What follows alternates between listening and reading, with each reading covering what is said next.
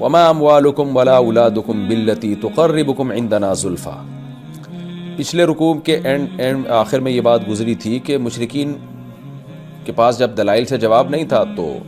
تانے دینے پہ آتے اور اوٹ پٹانگ باتیں کرتے۔ ان میں ایک بات یہ کہ ہم اس قرآن پر سوال ہی پیدا نہیں ہوتا کہ ہم ایمان لے کر آئیں گے، آپ مایوس ہو جائیں ہم سے، آپ جتنا مرضی سمجھا لیں۔ پھر یہ بھی کہتے تھے ہمیں اللہ نے اتنی دولت اور اتنا مال دیا ہے۔ یہ ان مشرکین کی بات ہے جو یعنی آخرت کو مانتے تھے۔ کہتے ہمیں اتنی دولت اتنا مال اللہ نے دیا ہے تو ہمیں عذاب نہیں ہو سکتا، یہ ہو نہیں سکتا کہ ہمیں عذاب ہو جائے، کیونکہ اللہ ہم سے خوش ہے، یہ اس کی علامت ہے۔ اور اتراتے بھی تھے اس دولت پر۔ تو اس کا اللہ نے کیا جواب دیا تھا پچھلے رکوع کے آخر میں کہ بھائی اللہ جس کو چاہتا ہے روزی دے دیتا ہے، یہ تو اللہ کا نظام ہے، اس کا تمہارے محبوب ہونے سے یا تمہارے جو ہے وہ قابل ہونے سے اس کا تعلق نہیں ہے، یہ تو اللہ کی دین ہے۔ تو اسی رکوع کے شروع میں بھی اللہ نے فرمایا کہ تم اس خوش فہمی میں اگر ہو نا کہ تمہارے مال اور اولاد کی وجہ سے اللہ کو بھی تم سے محبت ہو جائے گی، یا اللہ کو تم سے محبت تھی اس وجہ سے اللہ نے تمہیں زیادہ اولاد اور دولت دی ہے، تو یہ خوش فہمی ہے۔ کیوں؟ وما اموالکم، نہیں ہے تمہارے اموال، ولا اولادکم، اور نہ تمہاری اولاد، باللتی، اس قابل ہے، ایسی ہے کہ تقربکم عندنا زلفا، کہ وہ تمہیں ہمارا قرب عطا کر دے، قرب کے اعتبار سے، یعنی قرب کے درجات کے اعتبار سے تمہیں مزید ہمارا قرب عطا کر دے اور تمہارا درجہ بلند ہو جائے۔ تو ایسا نہیں ہے۔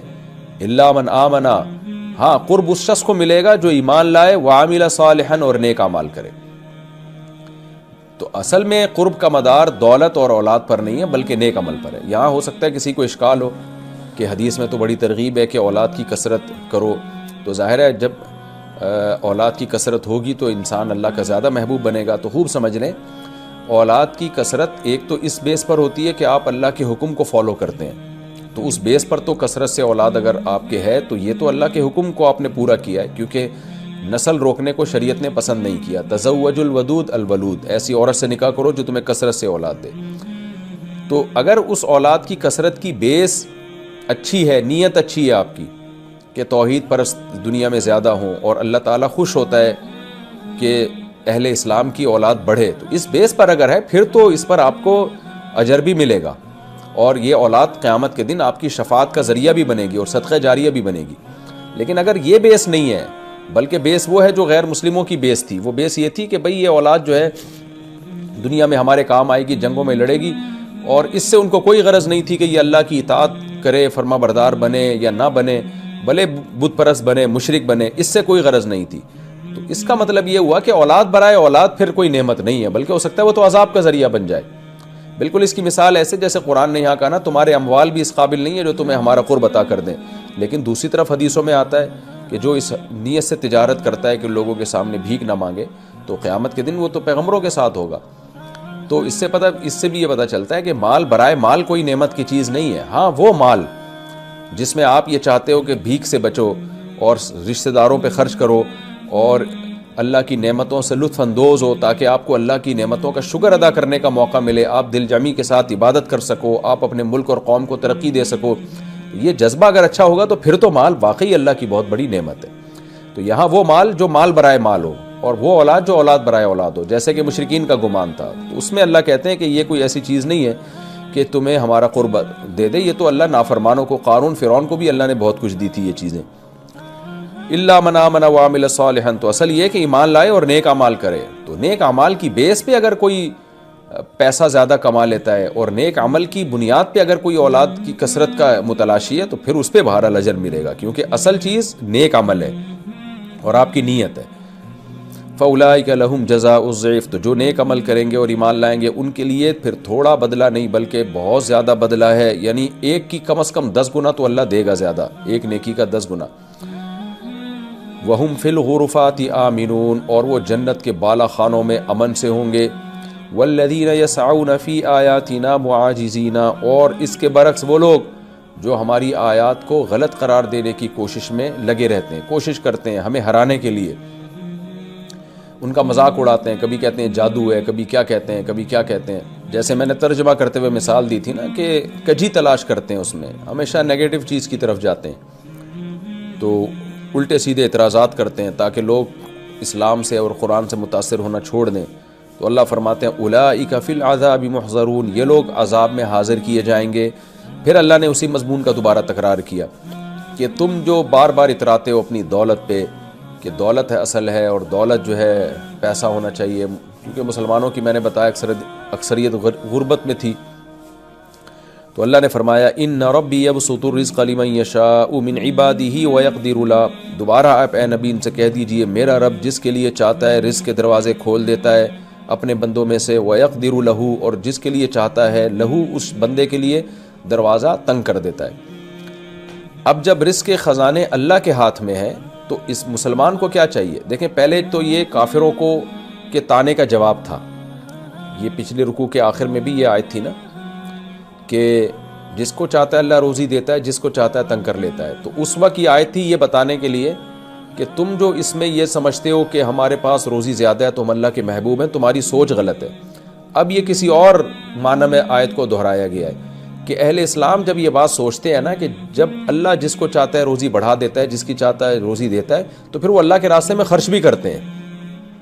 کیونکہ ان کو پتہ ہے رزق کی کنجی اللہ کے ہاتھ میں ہے. تو وہ خرچ کرتے ہیں کیونکہ ان کو پتہ ہے کہ جب اللہ کا کام ہے یہ، تو ظاہر ہے جب آپ اللہ کے لیے اس مال کو خرچ کریں گے تو اللہ آپ کے مال میں کیوں برکت نہیں دے گا.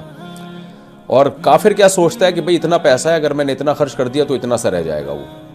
تو وہ سارا اسباب پہ نظر رکھ کے زندگی گزارتا ہے. قل ان ربی یبسط الرزق لمن یشاء من عباده ویقدر له وما انفقتم من شیء، اور جو کچھ تم اللہ کی راہ میں خرچ کرو گے، یعنی کچھ جو بھی اللہ کی رضا کے لیے خرچ کرو گے، تو فہو یخلفہ، اللہ اس کا نعم البدل دے گا تمہیں. ثواب کی صورت میں بھی دے سکتا ہے، تمہارے مال میں برکت کی صورت میں بھی دے سکتا ہے. وہو خیر الرازقین، اور وہ رزق دینے والوں میں سب سے بہتر ہے. وَيَوْمَ يَحْشُرُهُمْ جَمِيعًا، اور جس دن اللہ ان سب کو جمع کرے گا، سارے مشرکین کو، ان کے معبودین کو اور مسلمانوں کو بھی سب کو جمع کرے گا. ثُمَّ يَقُولُ لِلْمَلَائِكَةِ، پھر اللہ فرشتوں سے کہے گا أَهَؤُلَاءِ إِيَّاكُمْ كَانُوا يَعْبُدُونَ. پچھلے رکوع میں تھا نا کہ یہ کہتے تھے کہ فرشتے جو ہے ہماری سفارش کر دیں گے چونکہ ہم ان کی عبادت کرتے ہیں. تو فرشتے تو اللہ سے ویسے ہی اللہ کی عظمت اور جلال میں دبے رہتے ہیں، وہ کہاں زبردستی سفارش کر سکتے ہیں. اب اللہ نے دوسرے عنوان سے اسی مضمون کو دہرایا کہ فرشتے خود قیامت کے دن براءت کا اعلان کریں گے. جس کو تم معبود سمجھتے تھے وہ سفارش تو دور کی بات، وہ تو کہے گا اللہ میرا ان سے کوئی لینا دینا نہیں ہے، کیونکہ ان کو ڈر لگے گا کہ ایسا نہ ہو کہ ان کی کم بختوں کی وجہ سے ہم پہ بھی عذاب آ جائے. تو اللہ فرماتے ہیں وَيَوْمَ يَحْشُرُهُمْ جَمِيعًا ثُمَّ يَقُولُ لِلْمَلَائِكَةِ، پھر اللہ فرشتوں سے کہے گا أَهَؤُلَاءِ، کیا یہ مشرک لوگ إِيَّاكُمْ كَانُوا يَعْبُدُونَ، یہ عبادت کرتے تھے إِيَّاكُمْ تمہاری. قالوا سبحانک، فرشتے کہیں گے اے اللہ تو ہر عیب سے پاک ہے. انت ولینا من دونہم، تو ان کو چھوڑ کر تو ہمارا ولی تھا، ہمارے یہ ان سے کوئی لینا دینا نہیں ہے. بل کانوا یعبدون الجن، بلکہ یہ تو جنات کی عبادت کرتے تھے. کیا مطلب؟ اگر ہماری عبادت کرتے تھے تو شیاطین کے کہنے پہ کرتے تھے نا، تو اصل میں تو ان کا معبود شیطان ہے. اس کی مثال ایسے جیسے کوئی پتھروں کے سامنے جھک رہا ہو، آپ اس کو سمجھاؤ بھائی یہ پتھر تو تم نے اپنے ہاتھ سے بنایا ہے، تمہارا خدا کیسے ہو سکتا ہے، تو کیوں شیطان کی باتوں میں آ رہے ہو؟ وہ کہے نہیں یہ میرا خدا ہے. تو ہم کہیں گے اصل میں تیرا خدا یہ نہیں بلکہ تیرا خدا شیطان ہے، کیونکہ شیطان کے کہنے پہ تو یہ سب کچھ کر رہا ہے. تو ہر باطل نے شیطان کو اصل میں خدا بنایا ہوا ہے. تو فرشتے بھی یہ کہیں گے، بلکہ اکثر یہ لوگ شیطان کی عبادت کرتے تھے، یعنی جن، کیونکہ جن بھی شیطان ہے نا، تو اس سے مراد شیطان مراد ہے اس سے، یعنی ہر جن شیطان نہیں ہوتا لیکن جتنے شیاطین ہیں وہ جنات ہیں، جنات میں سے ہیں. اکثرهم بهم مؤمنون، ان میں اکثر انہی جنات پر ایمان رکھتے تھے. تو اللہ تعالیٰ فرماتے ہیں دیکھو فَالْيَوْمَ، آج کے دن، لَا يَمْلِكُ بَعْضُكُمْ لِبَعْضٍ نَفْعًا وَلَا ضَرًّا، آج تو تم میں سے بعض کے لیے نہ نفع کے مالک ہے نہ نقصان کے. دنیا میں تو ظاہری طور پر ایک دوسرے کو نفع نقصان پہنچا دیا کرتے تھے، مشرکین جو ہے نا ایک دوسرے کو سپورٹ کرتے تھے، لیکن آج تو تم ایک دوسرے کو سپورٹ بھی نہیں کر سکتے. اور اب سزا کیا ملنے والی ہے؟ وَنَقُولُ لِلَّذِينَ ظَلَمُوا، اور آج ہم ظالموں سے کہیں گے ذُوقُوا عَذَابَ النَّارِ، چکھو اس آگ کا عذاب، الَّتِي كُنْتُمْ بِهَا تُكَذِّبُونَ، جس کا تم انکار کیا کرتے تھے. وَإِذَا تُتْلَى عَلَيْهِمْ آيَاتُنَا، اللہ کہتے ہیں ان کے معبودوں کا یہ حال ہے. اور جب ان کے پاس اتنا پیارا کلام قرآن مجید تلاوت کی جاتی ہے، جو فطرت کو اپیل کرنے والا کلام ہے، جس کی دعوت میں توحید ہے، بہت صاف ستھری باتیں ہیں، تو اپنے معبودوں کے دفاع میں اوٹ پٹانگ تعویلات، اور جو اتنا صاف ستھرا 2 اور 2 4 کی طرح کلام ہے، اس کے بارے میں کہہ دیتے ہیں جادو ہے یہ. تو اللہ فرماتے ہیں اذا تتلی علیہم آیاتنا بینات، جب ان کے سامنے ہماری واضح آیات تلاوت کی جاتی ہیں، قالوا ما ھذا الا رجل، تو کہتے ہیں نہیں ہے یہ شخص مگر ایک ایسا آدمی۔ ہادہ بھی توہین کے لیے بعض دفعہ استعمال ہوتا ہے کہ جب انسان کی طرف اشارہ کرتے ہیں نا ہادہ، تو یہ توہین، تو نبی صلی اللہ علیہ وسلم کی معاذ اللہ توہین میں کہتے تھے بھئی یہ تو ایک ایسا شخص ہے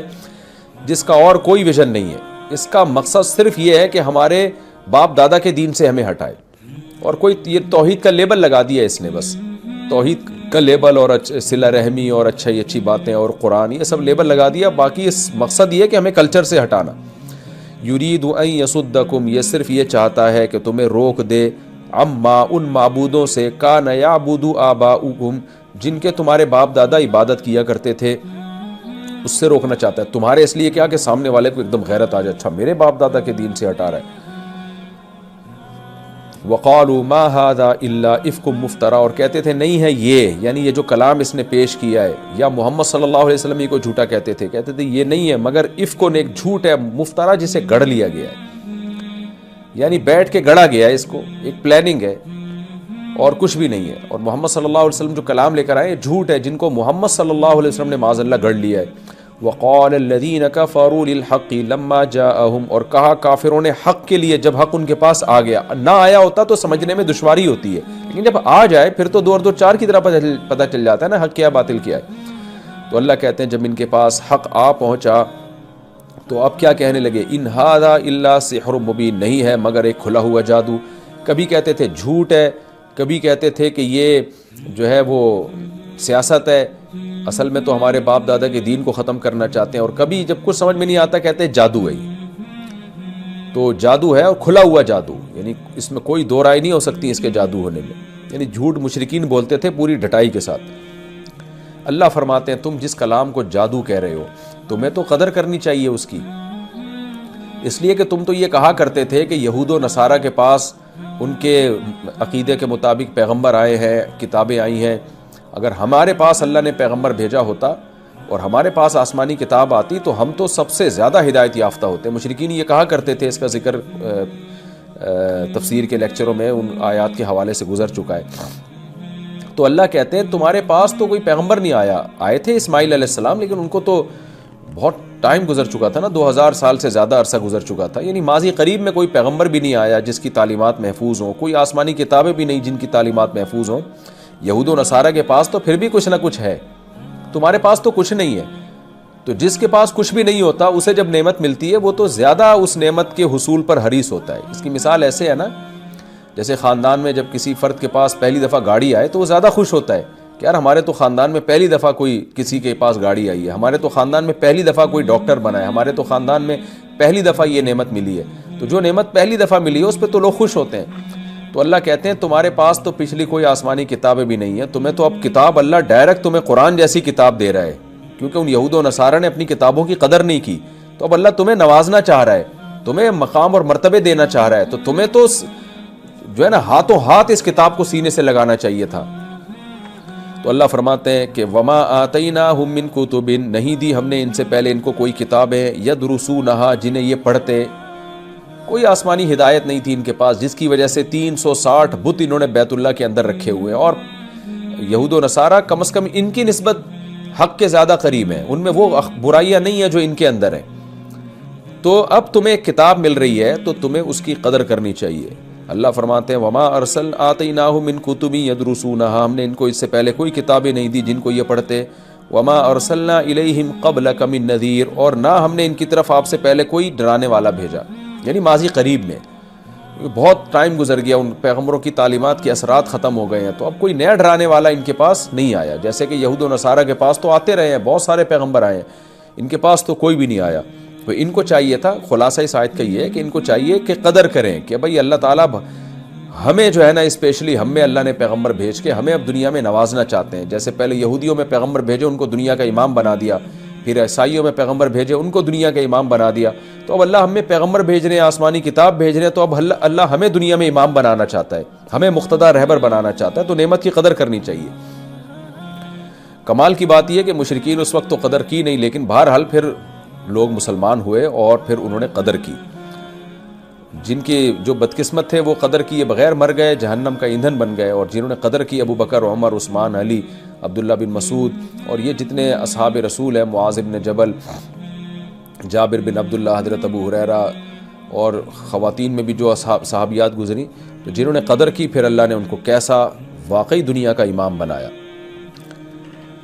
اللہ فرماتے ہیں وَكَذَّبَ الَّذِينَ مِن قَبْلِهِمْ، اے مشرکین مکہ دیکھو تم سے پہلے جو لوگ گزرے ہیں انہوں نے بھی میری آیتوں کا انکار کیا تھا، وَمَا بَلَغُوا مِعْشَارَ مَا آتَيْنَاهُمْ، اور یہ مشرکین مکہ